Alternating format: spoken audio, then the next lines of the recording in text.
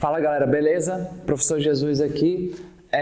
Vamos falar aqui nesse vídeo sobre hierarquia urbana, né? Seguindo aí a nossa questão de estudos em casa por conta dessa epidemia, que em breve vai passar, se meu pai quiser. A gente volta a ter nossas aulas presenciais maravilhosas, beleza?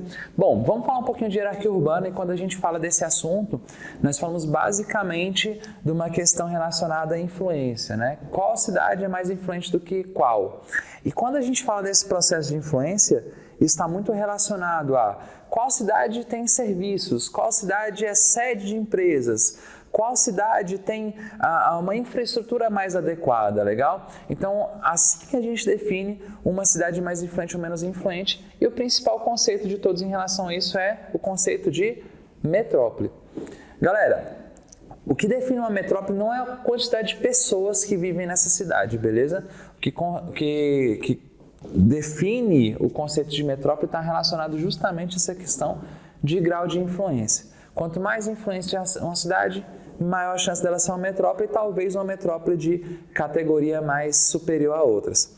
Vale lembrar que quando a gente fala dos conceitos relacionados a metrópoles no cenário mundial, existe um conceito chamado de cidades globais, que não é um conceito muito usado pelo IBGE, mas de qualquer maneira é um conceito que define uma cidade que tem influência global, beleza? Inclusive, já que eu toquei nesse ponto, eu quero destacar para vocês que ser uma cidade com mais gente não significa que essa cidade tem mais influência. Por exemplo, se a gente for falar em cidade sozinha, sem contar a região metropolitana, a mais populosa do mundo, Tóquio, legal? Se eu falasse em região metropolitana, seria Xangai. Mas em relação só à cidade, Tóquio. Qual que é a cidade mais influente do mundo? Pensa aí. Se você for parar para pensar direitinho, muito por questões econômicas, culturais, nós temos Nova York como a cidade mais influente do mundo e ela não é a cidade mais populosa, beleza? Então, não é a quantidade de pessoas que vai transformar a cidade em mais influente ou menos. Agora, é claro que é muito mais comum uma cidade mais populosa ser mais influente do que a cidade com pouca população, beleza? Bom, em relação a esse assunto, o IBGE define algumas possíveis categorias de metrópoles. Ele cria o conceito de a grande metrópole nacional, o conceito de metrópole nacional e o conceito de metrópole regional. Desculpa, metrópole, né? No IBGE não está escrito regional, só que quando a gente fala de metrópole, apenas metrópole, a gente está falando de uma metrópole com influência regional, beleza? Por isso que está entre parênteses, tudo bem? Pode ser que não apareça escrito regional na prova, caso uma questão sobre esse assunto caia. Bom, vamos lá. Se a gente fala de a grande metrópole nacional, nós estamos falando com certeza da cidade mais influente do nosso país. Cidade mais influente do nosso país, qual que é? Exato, São Paulo. Quando a gente está falando do Brasil, a cidade mais influente de todas é São Paulo. Então, São Paulo é a nossa grande metrópole nacional, legal? Ela influencia todo o nosso território, inclusive ela é considerada uma cidade global, claro que com uma categoria um pouco mais baixa do que Londres, do que Nova York, do que Paris e tal, porque ela apesar de global, a influência dela é muito mais regional, né? Mas de qualquer maneira vale lembrar que é ali que fica a Bolsa de Valores do Brasil, então isso acaba influenciando muito nesse processo da influência global de São Paulo. Afinal de contas, nós estamos falando da nona economia do mundo, o nono PIB do mundo, que é o nosso país. Já foi o sétimo, hein? Nós já caímos 2 posições nos últimos anos. Bom, quando a gente fala de metrópole nacional, nós estamos falando em cidades que conseguem influenciar todo o território brasileiro, mas não estão nessa categoria, porque a grande metrópole nacional é só uma.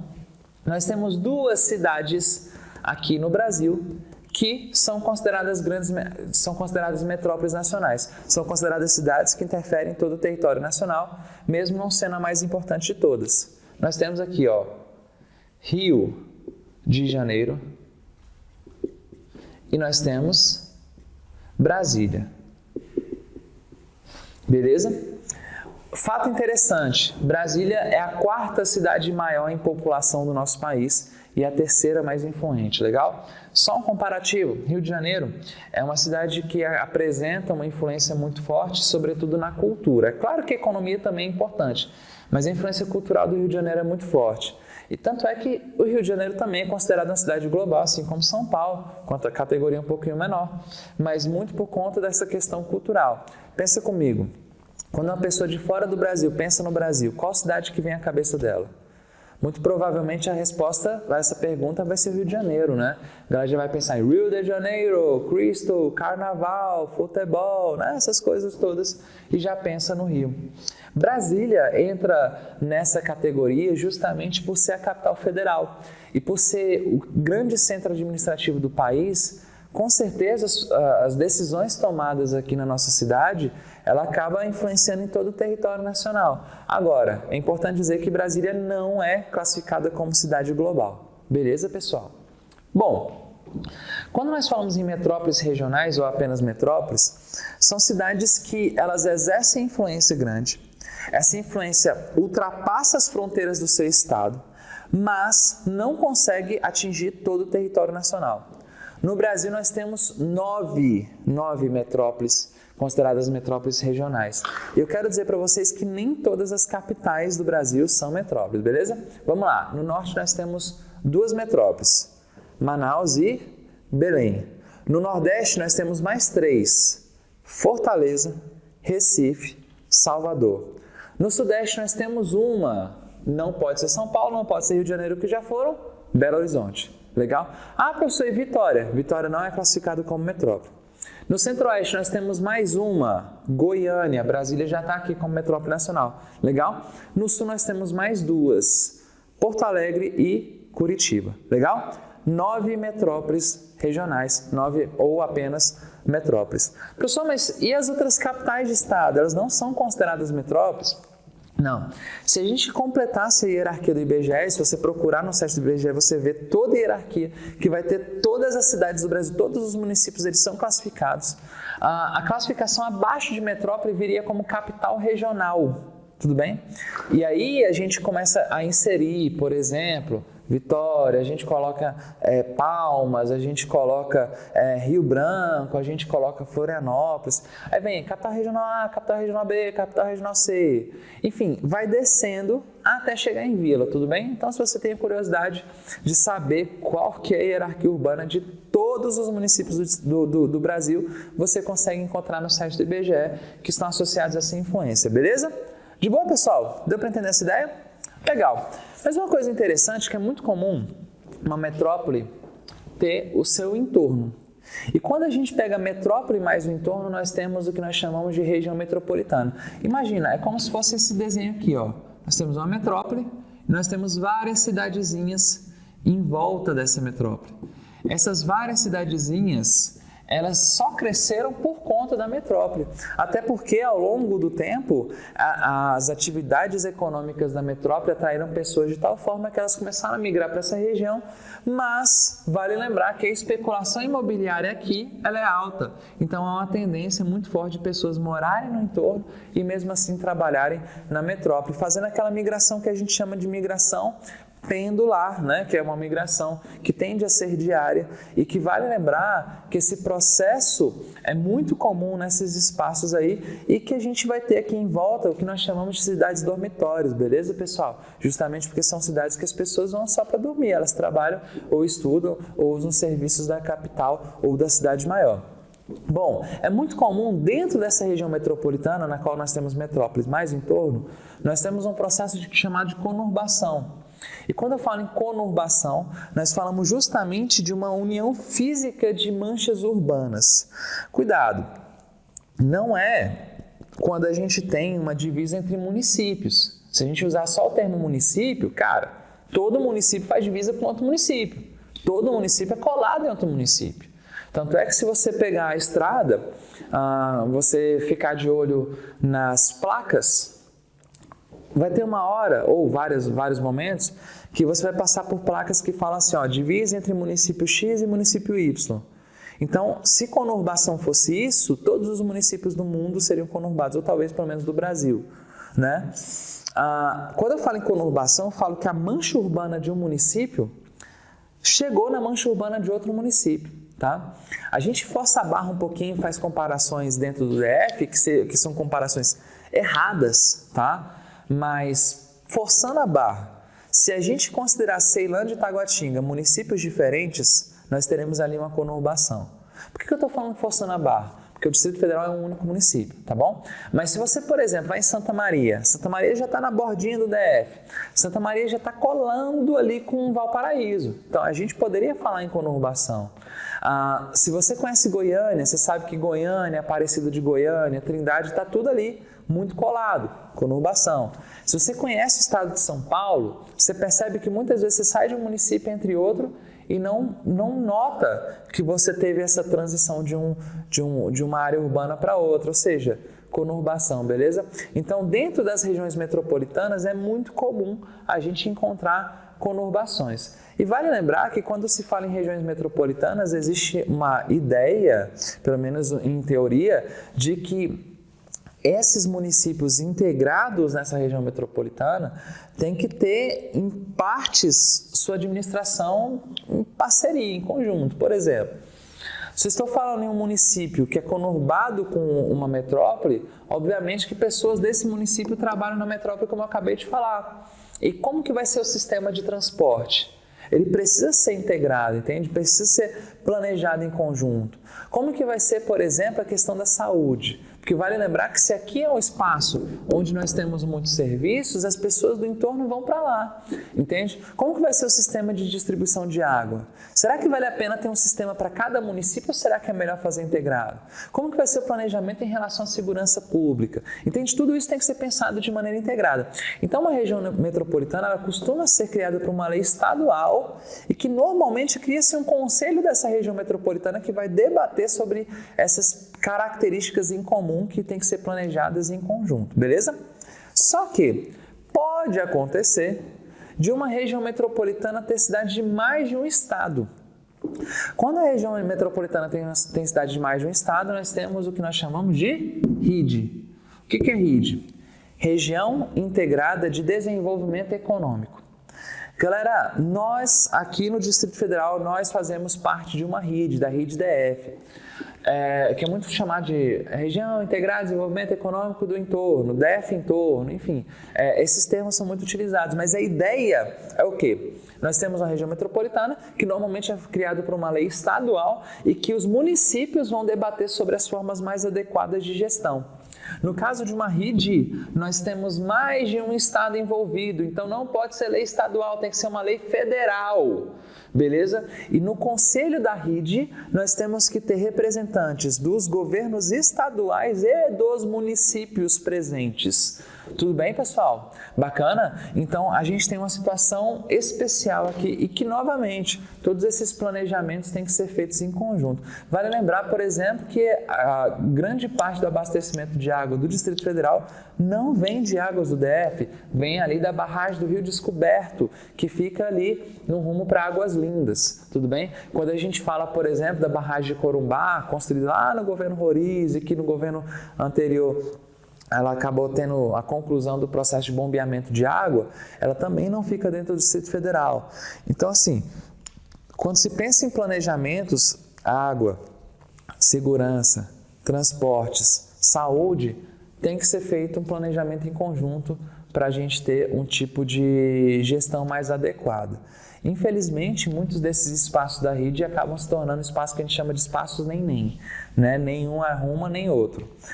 Tanto é que o entorno do DF, por exemplo, ele tem problemas sociais gravíssimos, destaque especial para índice de violência em algumas cidades como Céu Azul, tá? Lusiânia, né? São cidades que apresentam índices de violência, infelizmente, bastante elevados. Tudo bem? Bom, outro conceito interessante é o conceito de megalópole. Qual que é a ideia da megalópole? Coloquei aqui, ó, região metropolitana, beleza? Imagina que nós temos uma outra região metropolitana que passa por um processo de conurbação com a região metropolitana inicial aqui, ó, conurbou. Isso aqui é o que nós chamamos de megalópole. Beleza? Então tomem cuidado. Quando nós falamos de megalópole, nós falamos de uma conurbação de 2 ou mais metrópoles ou regiões metropolitanas, beleza? Não estamos falando do tamanho da cidade. O único conceito que fala do tamanho da população é de megacidade. Por isso que eu digo para vocês, tomem muito cuidado. Às vezes a gente está vendo o jornal, sobretudo no mês de janeiro, que é aniversário de São Paulo, e mais de uma vez eu já vi William Bonner ou aquele Sérgio Chapelin, sabe que era do Globo Repórter antigamente? Então, já vi ambos falando, olha, São Paulo não é mais uma metrópole, São Paulo agora é uma megalópole. Não tem como essa afirmação ser correta, porque nunca uma megalópole vai ser uma cidade sozinha. O conceito de megalópole está associado a mais de uma cidade, pelo menos. Legal? E aí, quando a gente fala em megalópolis do mundo, as mais famosas estão ali justamente nos Estados Unidos, né? A gente vai ter, por exemplo, a famosa San, que é de São Francisco a San Diego, né? A gente vai ter, por exemplo, a tal da Schipitz, que é de Chicago até Pittsburgh, né? A gente tem a famosa Boswash, que é de Boston até Washington, que envolve Nova York no meio. Enfim, são algumas das megalópolis do mundo. Se a gente for pensar no Japão, o Japão é uma grande megalópole, né? Principalmente naquela sua ilha principal. E a pergunta é, e o Brasil? O Brasil tem megalópole? E eu digo para vocês que isso é um assunto polêmico, tá, gente? Por mais estranho que pareça. Porque, assim, se a gente for observar por questão de malha urbana, não há megalópolis no Brasil, tá? Se você passar sair de uma região metropolitana em direção a outra, você não vê um caminho contínuo de espaço urbano. Você encontra falhas, o que descaracterizaria uma megalópole. Mas alguns autores, olha só, alguns autores consideram Rio-São Paulo como megalópole, tudo bem? E o discurso da galera que considera Rio-São Paulo como megalópole é um discurso que afirma que a integração econômica entre essas duas cidades faz com que esse espaço seja caracterizado como megalópole. E aí a pergunta é, professor, o que eu faço na prova? Eu digo que tem, eu digo que não tem, o que eu faço? Pessoal, muito provavelmente não vai cair uma questão disso, afirmando ou não afirmando. É bem improvável, porque como eu acabei de falar, é polêmico. É um tipo de questão que poderia ser classificado como uma questão que a gente poderia até entrar com recurso. Mas se aparece, na dúvida, eu colocaria correto o Rio-São Paulo como megalópole, por mais que tenha toda essa briga em relação a esse assunto. Existem algumas pessoas que defendem até que a integração Brasília e Goiânia é maior do que o Rio-São Paulo. Também bastante discutível. Certamente Brasília e Goiânia não vai aparecer na prova como megalópole e se aparecer você marca como errado, porque como eu acabei de falar, não é uma questão de defesa majoritária, não é? Majoritariamente os autores defendem muito mais a integração Rio-São Paulo como megalópole, apesar dos problemas relacionados ao conceito, né, que não há um caminho contínuo entre Rio e São Paulo em relação à mancha urbana, beleza? Mas, de qualquer maneira, Rio-São Paulo apareceu na prova, eu marcaria correto. E depois a gente entra com recurso. Eu, de fato, acho que a chance de cair é um pouco baixa desse jeito que eu estou falando, tá? E por último, galera, só para destacar, quando a gente fala de uma mega cidade, nós estamos falando de uma cidade que tem mais de 10 milhões de habitantes. Beleza? Mais de 10 milhões de habitantes. Simples assim. É o único conceito que leva em consideração a quantidade de pessoas na cidade, tá? Todos os outros conceitos são muito mais relacionados à organização urbana e tal.